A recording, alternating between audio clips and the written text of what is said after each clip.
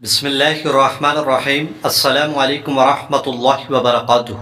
شروع اللہ تبارک و تعالی کے نام سے جو نہایت ہی مہربان اور بڑا رحم کرنے والا ہے، اور جس نے ہم پر احسان کیا کہ نبی اکرم صلی اللہ علیہ وآلہ وسلم کی امت میں پیدا فرمایا۔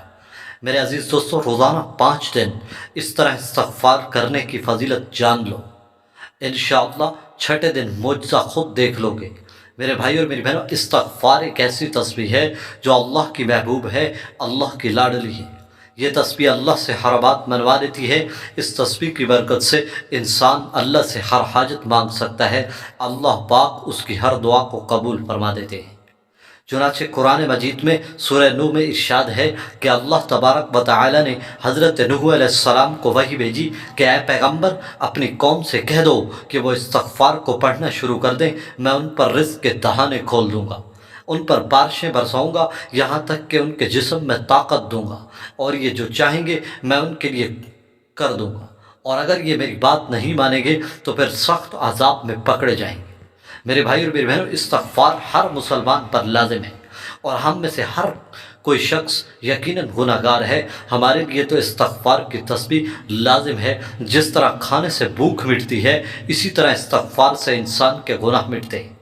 اور اگر روزانہ 5 دن مسلسل اللہ کے سامنے نہایت عاجزی اور انکساری کے ساتھ استغفار پڑھنا شروع کر دیں تو معجزے ظاہر ہوتے ہیں، لیکن شرط یہ ہے کہ استغفار کو ندامت کے ساتھ پڑھا جائے۔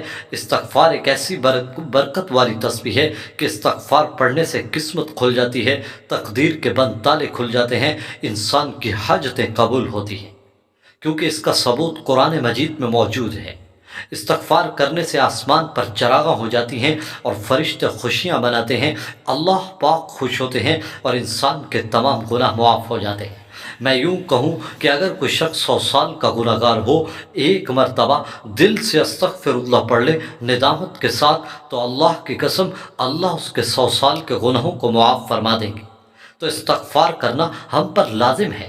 اگر ہم استغفار کو کرنا چھوڑ دیں گے تو ہم دنیا میں تنگدستیاں ہی دیکھیں گے۔ اور آپ نے 5 دن استغفار کو اس طرح پڑھنا ہے، اس کے لیے آپ کسی بھی وقت پڑھ سکتے ہیں، چلتے پھرتے پڑھ سکتے ہیں، ہر نماز کے بعد پڑھنا چاہیں تو پڑھ سکتے ہیں، کوئی وقت کی قید نہیں، کوئی دن کی قید نہیں، جس دن چاہیں پڑھنا شروع کر دیں۔ جب بھی آپ پہلے عمل کریں، پہلے ایک تسبیح درود شریف کی پڑھیں، جو بھی درود شریف آپ کو آسانی سے آتا ہو وہ آپ پڑھ لیں، پھر آپ استغفار کو پڑھنا شروع کریں، اور روزانہ 5 تسبیح پڑھیں۔